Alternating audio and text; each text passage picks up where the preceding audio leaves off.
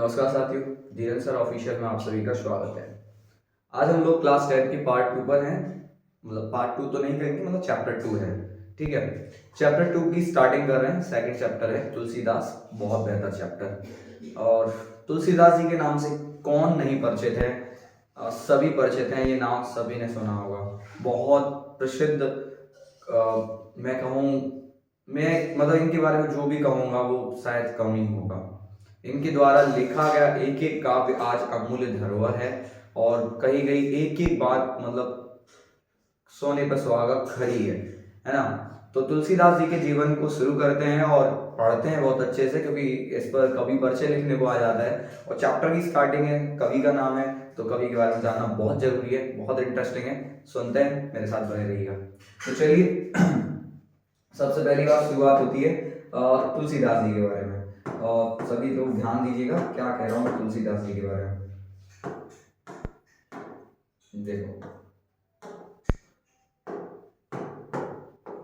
देखो बेटा, सबसे पहले मैं तुलसीदास जी के जीवन के बारे में आपको बता देता हूँ। तुलसीदास जी का जीवन क्या है।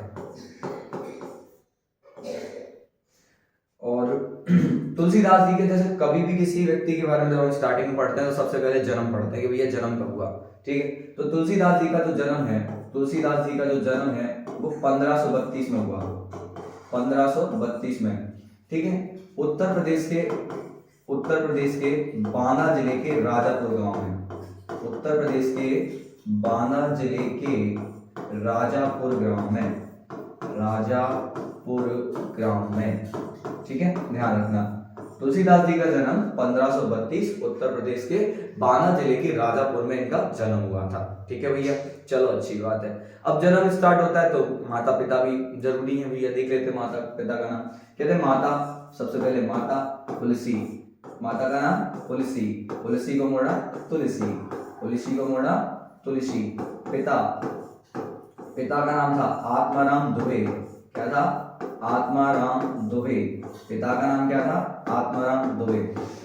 बचपन बहुत संघर्ष में बीता और जिनके जीवन में संघर्ष नहीं रहा उनका जीवन सामान्य बहुत विपत्तियों में बीता है। माता पिता ने त्याग दिया था, तो बहुत संघर्षों में जीवन बीता, पर चलो जो भी है अच्छा रहा। फिर चीजें आगे बढ़ी और आयु बढ़ती है धीरे धीरे। तो तुलसीदास के जीवन में लाइफ का एक टर्निंग पॉइंट है, बहुत इंपॉर्टेंट बताता हूँ, सुनना ध्यान से। तुलसीदास का विवाह हुआ, वाह कितनी अच्छी बात है, विवाह हुआ। इनका विवाह एक सुंदर स्त्री से हुआ, बहुत सुंदर थी, बहुत सुंदर, आपकी ख्वाबों की रानी की तरह। ठीक है, जिसका नाम था रत्नावली। इनकी पत्नी का नाम क्या था? रत्नावली। इनकी पत्नी का नाम क्या था? रत्नावली। इनकी पत्नी का नाम क्या था? रत्नावली। बहुत सुंदर नायिका थी। मतलब मैं आपके लिए थोड़ा सी कल्पना मात्र बता देता हूं कि कैसी रही होगी नायिका। ठीक है, बहुत सुंदर स्त्री थी। अब भैया जिसका विवाह हो, सुंदर स्त्री हो, तो फिर उसका कहाँ ही मन लगे। सारे दिन रत्नावली रत्नावली रत्नावली से इतना प्रेम, इतना अटूट प्रेम, पूछिए मत। हे रत्नावली तुम ही तुम हो। रत्नावली के बारे में कहते थे भैया तुमसे जैसा तो कोई है ही नहीं, है ना। दिन तुम, रात तुम, सब तुम है। तुम्हारी आंखें झीलें हैं, जुल्फें ये समझो घटाएं बादल की। मतलब इस तरीके से कुछ भी कहना, मतलब कभी तो है ही तो कह रहा होगा। तो प्रेम, अटूट प्रेम। रत्नावली भी कहते हुए हाय हमारे तुलसी कितना हमसे प्रेम करते हैं। लेकिन एक दिन रत्नावली ने कहा कि हम अपने मायके जाएंगे। हालांकि तुलसी तो नहीं चाहते थे कि रत्नावली मायके जाएं, क्योंकि वो उनके बिना पल भर भी नहीं रह सकते थे। तो रत्नावली ने कहा नहीं हम तो मायके जाएंगे, और नायिका मायके जाने को तो रोकना नहीं। तो वो चली गई मायके। अब वो मायके चली गई तो तुलसीदास का वियोग बढ़ा। अरे रत्नावली तुम कहाँ चली गई, रत्नावली दिख ही नहीं रही। हे रत्नावली तुम कहाँ चली गई। वियोग बढ़ता जा रहा है, तड़प रहे हैं रत्नावली के लिए। तड़प तड़प के इस दिल से आह निकलती रही, एकदम तड़पन बढ़ती जा रही है। जैसे जैसे रात हुई और समय बढ़ा, अब तो तुलसी से रहा न जाए, अब तो तुलसीदास जी से रहा न गया। लेकिन नहीं, रत्नावली के प्रेम में अब हम रह नहीं सकते, विरह बढ़ गया और मध्य रात्रि को घर से निकल पड़े रत्नावली को लेने। सोचो, मध्य रात्रि को, हम मध्य रात्रि को छत पे ना जाएं, ये मध्य रात्रि को अपनी पत्नी को लेने चल दिए। घना अंधकार है, सोचिए कितना, न जाने कौन सा जानवर मिले, न जाने क्या। लेकिन नहीं, कुछ नहीं, चल दिए भाई साहब। अब रास्ते में एक नदी पड़ी, रास्ते में एक नदी पड़ती है, कैसे पार करें? लेकिन कह रहा है इश्क जुनू जब हद से गुजर जाए, हंसते हंसते आशिक सूली चढ़ जाए। तो क्या नदी एक लाश को सहारा पकड़कर, एक लाश को, सोचिए कितनी बड़ी बात है, एक लाश को पकड़कर नदी पार कर गए। जुनून है इस समय साहब, बहुत तगड़ा जुनून है अपनी नायिका से मिलने का, और चले गए, नदी पार कर ली। देखो कितनी बड़ी बात है नदी पार करना, हम सोच भी नहीं सकते, नदी के पास जाने से डरेंगे, ये नदी पार कर गए। अब पहुंचे, अब रात तो है, घर पे कैसे जाएं, बाहर से कैसे जाएं? तो घर के पीछे से जाने का इन्होंने इरादा किया, और इन्हें एक रस्सी दिखी लटकी हुई। साहब एक रस्सी लटक रही है, रस्सी नहीं थी, सर्प था। लेकिन कहते हैं देखो प्रेम में कितना अंधे हो गए थे कि रस्सी लग रही है, सांप क्या लग रहा है? रस्सी लग रही है। सांप क्या लग रहा है? रस्सी लग रही है। कितना भ्रांतिमान है यहाँ पर, है ना? भ्रम हो गया उन्हें कि मैं भ्रांतिमान अलंकार पढ़ाऊंगा तो ऐसे बता दूंगा आपको सब कुछ। अब रस्सी मान ली सर्प को, अब पकड़ के चढ़ गए। अगर उस सर्प की सोचो ठनक गई होती बुद्धि तो डस लेते, सोए फड़फड़ाते हुए तुलसी नीचे मिलते, लेकिन ऐसा नहीं हुआ। नियति तो कुछ और ही चाह रही थी, तो हुआ क्या, वो तुलसी चढ़ गए, और तुलसी चढ़ गए और पहुंच गए रत्नावली के पास। अब रत्नावली सो रही है, निशंक सो रही है। मायके की नींद तो बहुत ही सुंदर है ना, क्योंकि नायिका निश्चिंत होती है मायके में, तो उसे तो कोई दिक्कत ही नहीं है। अब क्या हुआ, नायिका निशंक सो रही है, एकदम तुलसी पास आए, रत्नावली रत्नावली जगो। रत्नावली ने एकदम देखा, कौन? रत्नावली एकदम कहती तुलसी, हमारा प्रेम कितना अटूट है, देखो हमें अभी भी तुलसी दिखाई दे रहा है, उन्हें दिखाई नहीं दे रहा, हम हैं साक्षात, चलो हमारे साथ अभी घर चलो, हम तुम्हारे बिना रह नहीं सकते। एकदम सोते हुए व्यक्ति को तुम बहुत चलो मायके से ले जाने की बात करो तो भैया एकदम भड़क जाए बुरी तरीके से, ये क्या बात कर रहा तुम, हैं कि नहीं हम तुम्हारे प्रेम में रह नहीं सकते, प्रेम के बिना। एकदम नायिका भड़क गई। अब रत्नावली पूरी तरीके से भड़क गई। रत्नावली ने एकदम धुतकारते हुए कहा तुम सठ हो, तुम मूर्ख हो, तुम हमारे बिना रह नहीं सकते, जे वो तुम कुछ नहीं आता, ये वो पगला गए हो, हैं तुम्हें कुछ नहीं आता। इतने में शोर शराबा हो गया। अब घर के सब लोग आ गए होंगे, सारे सट्टे भी आ गए होंगे, हैं समझ रहे हो कि नहीं समझ रहे हो? अब सास ससुर भी आ रहे थे। ससुर सोच रहा है कि मैं अपनी बेटी को रोकूं, सास ने खींच ली, जय लायक है ये, सुनने दो। तो तुलसीदास को एकदम क्या मिल रही है, बुरी तरीके से लताड़ना मिल रही है, सबके सामने बेइज्जती हो रही है, सबके आगे हंस रहे होंगे लोग, जीजा की बेइज्जती हो रही है। अब क्या हुआ, तुलसीदास से कहा एक बात, तो तुलसीदास से कही, रत्नावली ने बोल एकदम लग गई, मतलब भाई साहब बुरी तरीके से देखा कि तुलसी अगर तुम इतना प्रेम हमसे करते हो, इतना प्रेम अगर तुमने उनसे कर लिया होता, प्रभु परमात्मा से कर लिया होता, परमेश्वर से कर लिया होता, साक्षात तुम्हें दर्शन दे जाते।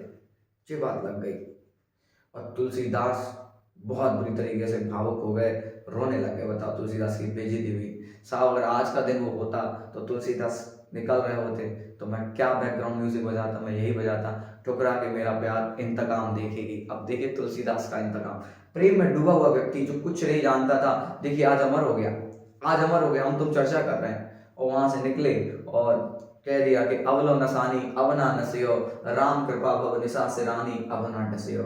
मतलब अब तक मोह माया जाल में फंसा था, अब मोह माया जाल में नहीं फंसूंगा, अब बस सिर्फ अपना चित्त अपना ध्यान किस में लगाऊंगा, राम नाम की महिमा में लगाऊंगा। अब मैं मेरे राम है और कोई नहीं जिंदगी में, अब मुझे कुछ नहीं चाहिए।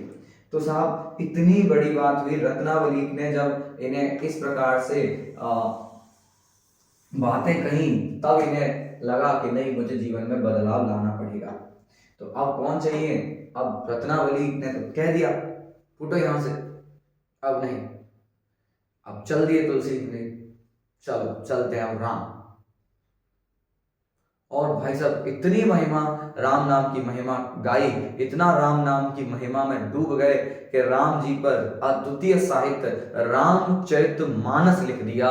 सोचिए जो आज एक अद्वितीय रचना है, हिंदी साहित्य जगत की सबसे प्रसिद्ध, हिंदी साहित्य ही नहीं मैं कह रहा हूं संपूर्ण जगत की सबसे श्रेष्ठ रचना, राम जी का चरित्र लिख दिया, जिनके चरित्र पर हम एक बात भी नहीं लिख सकते, उनका संपूर्ण जीवन चरित्र लिखना कितनी बड़ी बात है। तुलसीदास पर साक्षात प्रभु की कृपा रही थी, साक्षात प्रभु की कृपा।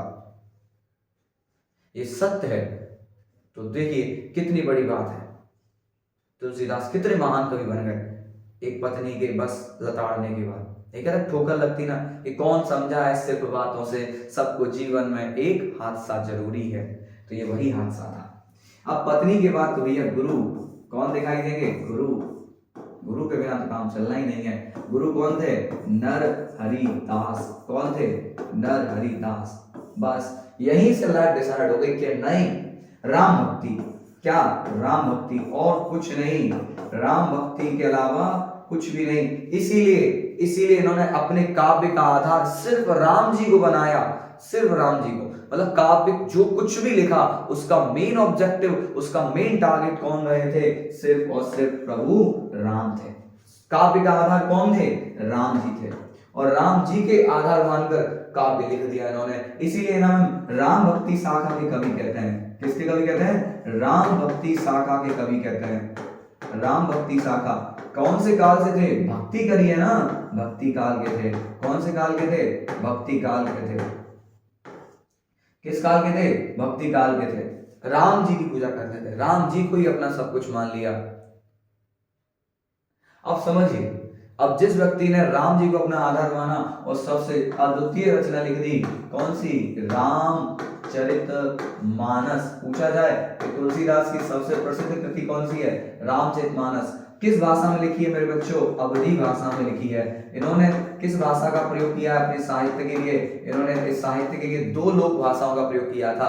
दो लोक भाषाओं का प्रयोग किया था, अवधी और ब्रज। ज्यादातर लोग अवधी कहते हैं, नहीं साहब, इन्होंने ब्रज का भी प्रयोग किया, अवधी और ब्रज का भी प्रयोग किया है। लेकिन अधिकांश रचना तो अवधी में है, जैसे मानस तो अवधी में ही है, बैसवाड़ी अवधी में प्रॉपर, लेकिन ब्रज जो है उसका भी प्रयोग इन्होंने किया है। इन्होंने दो रचना है ब्रज में लिखी है ना। विनय पत्रिका नामक रचना जो है इनकी,